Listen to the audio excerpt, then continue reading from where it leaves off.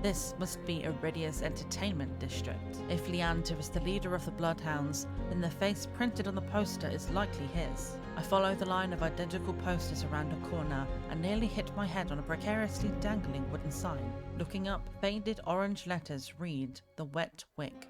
A pair of gilded boots stride across the tabletop. Seriously, you dogs again? He laughs and the dagger-shaped earring dangling from his left ear catches the light in a flash of gold.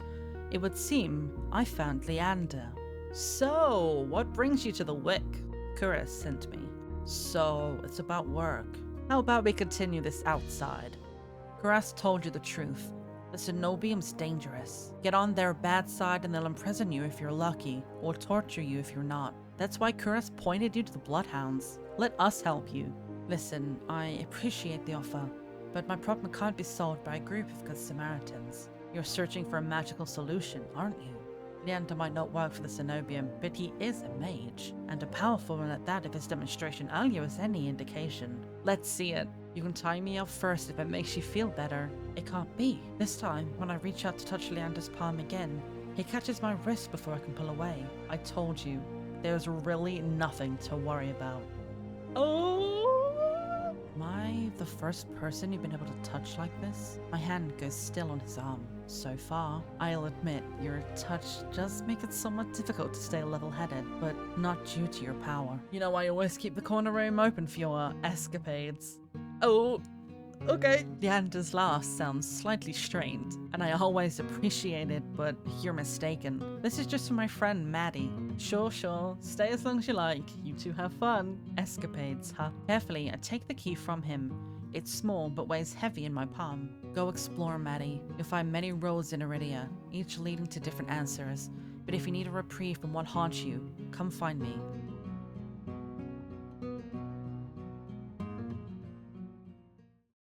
I need to see the Senobium for myself, if only to satisfy my curiosity. I should have asked someone at the bar for directions before leaving.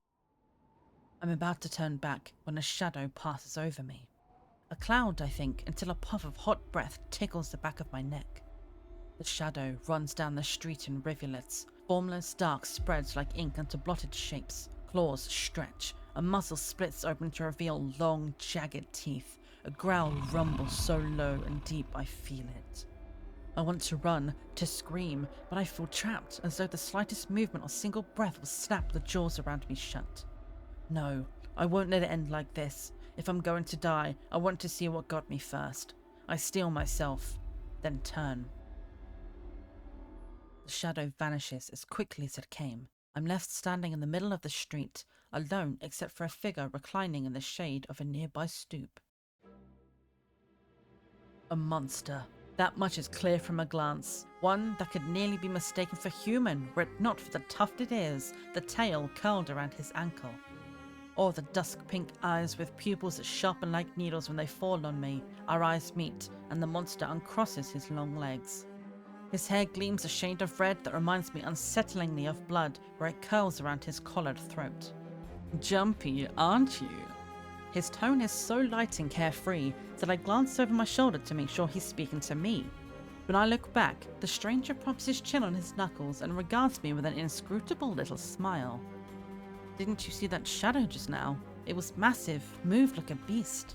Even as I speak, I'm aware of how ridiculous I must sound, but the stranger's smile doesn't falter. The only beasts I've seen are the Wick's drooling regulars, though this did catch my eye. With a flourish of his hand, my in-rim key appears dangling from his finger. It turns on its chain, glittering when it catches the light. My hands fly to my cloak's pocket and, sure enough, find them flat. He crooks his finger, beckoning. I've already taken 2 steps forward before some stifled instinct stops me. Something feels wrong. I'm still on the edge, thrumming with so much adrenaline that the stranger's shadow flickers at the edge of my vision. I always attract the worst kind of attention, but I can't get rattled now. Who said that's my key, or where did you find it? Well, I mean, we know where he found it. It was straight up in our pockets. Who said that's my key? I never said that. Who said that key's mine? He smiles wide enough to reveal pointed canines. I saw you drop it. You really should be more careful. City like this, somebody might take advantage. A bold-faced lie said without a hint of irony. There's no way I dropped that key, but I can't think of an explanation for how it went from my pocket to his hand. I approached the man, careful to keep an arm's length away. He doesn't look dangerous, but the most deadly foes never do. The stranger's chain softly clinks with a tilt of his head. His ears flick. Keeping your distance? Until I figure out how you managed to rob me? Yeah, I am. You think I stole your dinky little key from all the way over here? He gives an exaggerated sigh. I'm good with my hands, but not that good. Do I really look like a common thief to you? He's got me there. The sheer fabric of his sleeves alone would be too expensive for most street thieves. Hell, his shoes look like they cost more than I spent traveling here. And then there's the shop behind him. No matter the city, parted pink curtains only ever mean one thing. I'm not looking to buy, and I doubt I could afford your services anyway. Luckily for you, I don't charge. The man runs the tip of his tongue over a fang, and for the first time since I stepped into that shadow, I feel something other than dread. My face grows hot. That's not what I meant. I'm flattered, really. Was sex my trade, I might make an exception for you. How about half off for a handy? Or you could just hand over my key. Ask nicely, and I might even let you tug my tail. Just throw it here, so some spindly little street urchin can snatch it and run. He raises my key and tilts his head so he can watch it dangle back and forth. I suppose I could just claim your room for myself. Not that I'd be caught dead slumming it in the wick with the rest of those slack-jawed imbeciles. You're obviously not from around here, so tell me, traveller, what misfortune brought you to this wretched place? His voice practically drips with derision. I'm not telling you anything. What could possibly draw you into this dreary little pigpen, I wonder? He listlessly watches the arc of my key swinging around his finger. The weather's shit, the food's dreck, and there's entirely too many monsters for a human to feel safe. Unless... Dagger-sharp eyes flick towards me. They gleam with amusement. Unless you're just dying to consort with monsters. By now my embarrassment has worn away, leaving simmering impatience in its place. If this is a shakedown, it's the most frustrating one I've ever experienced. Turn him down or flirt back. Dude, please don't even tempt me, this is too fun. Turning him down, he's just, he's playing with us at this point. Like, he knows we're annoyed and it's not working, so maybe I'll throw him off a bit more if we flirt back. How'd you know that I spent all my money, starved, and nearly died in a swamp just so I could crawl into bed with the first thirsty monster I saw? That earns me a burst of breathy laughter. He gazes at me under his dark lashes. Aren't you funny? Could you be any more obvious? I have been told subtlety is not my strength. So, your place or mine? I'd invite you if I had my key, or I'll pass. Okay, but why is this the best option? That's like properly playing with him, dude. That's so fucking funny. If only I had my key, then I might be able to invite you up. His languid gaze glides from me to the key in his hand and back. Come, take my hand and we'll go together. The more he flirts, the more convinced I become that this is some kind of trap. No matter how innocent monsters look, they always have tricks up their sleeves. And something tells me that this one's more dangerous than he lets on, even if he has a lovely laugh. I don't know what you want or why you're messing with me, but I'm not coming any closer until I know that you aren't going to attack or bite. I won't bite hard, unless you beg me. No matter what I say, he finds a way to twist my words into innuendo. Even when I'm silent, he goes on as though we're having a conversation, not a standoff. Do you like dancing? There's a travelling troupe performing in Hightown tonight. The lutist is utterly exquisite, truly a performance to die for. There's life in this dreadful place, if you know where to look. You sound like you know the city well. The man's gaze flickers from me to the key dangling from his finger. Naturally, this dump was little more than a miserable little smear when I first arrived. Hightown, Lowtown, I know Eridia like the back of my hand. What about the Senobium? Do you know where that is? His smile vanishes. Surely you've seen it. That absurdly large tower looming over the rest. It's a little hard to miss.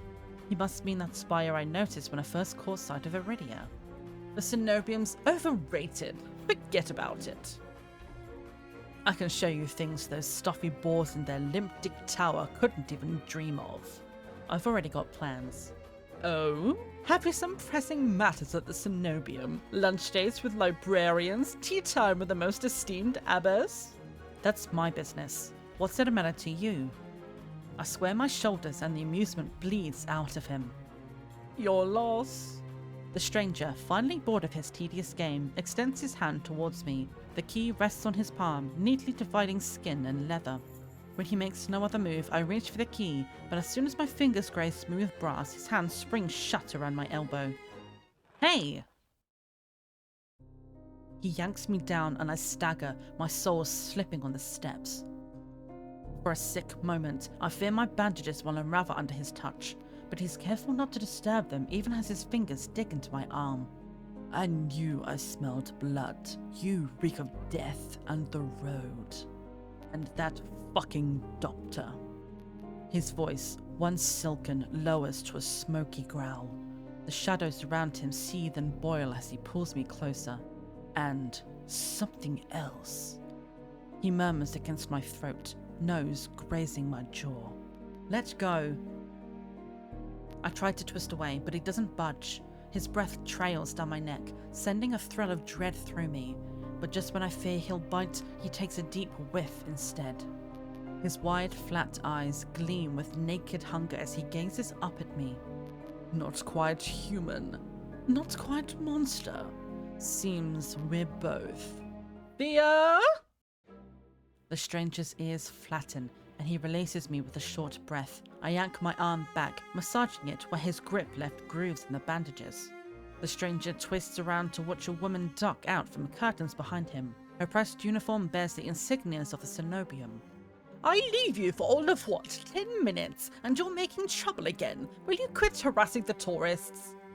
The stranger, Vere I take it, rolls his eyes and flashes the cleric a withering smile. So suspicious. Can't you see this is a friend of mine? A natural liar. He grins at me and his tail swishes minutely. The woman purses her lips at me, clearly unconvinced. I open my mouth to correct him, but Vere cuts in. I was graciously offering my dear friend some free advice. Though his voice remains light and cheerful, his expression darkens. Danger's drawn to you like a moth to flame. It will always find you given time. The woman clucks her tongue as though she's heard this recital 102 times. Word of advice? Don't take free advice from lazy foxes lounging in the streets. This crook would sell water to a drowning man for the sheer enjoyment of it. She shrugs off a wilting look from Vere.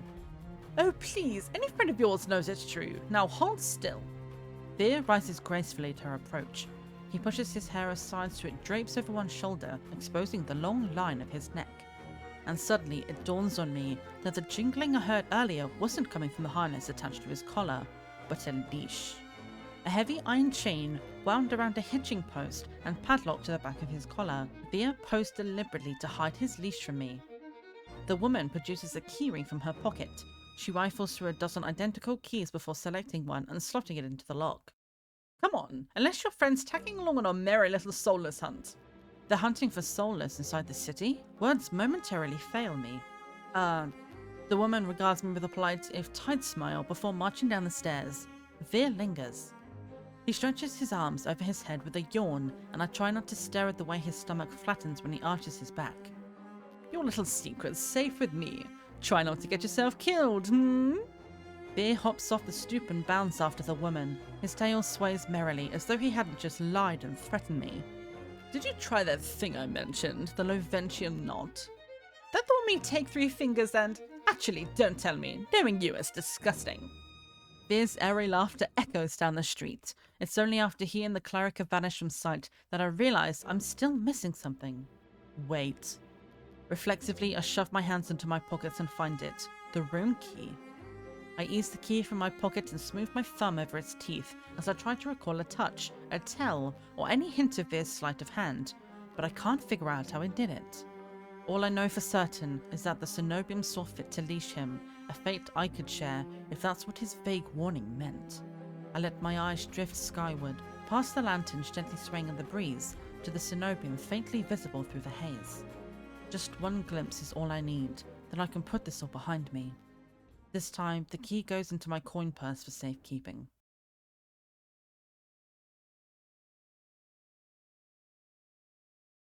Hours later, legs aching, sweat beading on my forehead, I finally find what I was searching for. The Senobium of the luminous void. Ugh, another tourist. Get out of here once you're done gawking. I step away from the gates, hopelessness washing over me. Hello, a whisper so close I can feel the warm brush of breath on my skin. I instinctively jerk away, but there's no one beside me. Halfway down the staircase, I spot a woman swaying in the breeze. These days, you need a miracle to get in there. Lucky for you, I have miracles for free. The power to cure anything can be yours too. The power of the sea spring. You're as safe inside the city as outside of it. Truthfully, the territory before you is the safest of all. What do you mean, territory? This region belongs to Ias. Most people know him as a gang leader, but he's much more than that. I swallow thickly, convincing myself that it's not as gruesome as it appears. This has to be the sea spring, the place that grants miracles. Watch your step. It's deeper than it looks. I search for the voice's source and find it above me, lounging in the rafters. You look lost, little sparrow. Your hands. Show me. Won't ask twice. Unwrap them. I grip the edge of the bandages. Stop. You're Ias, aren't you? I've learned to recognize a real leader when I see one. Ias, regrettably, fits the type perfectly.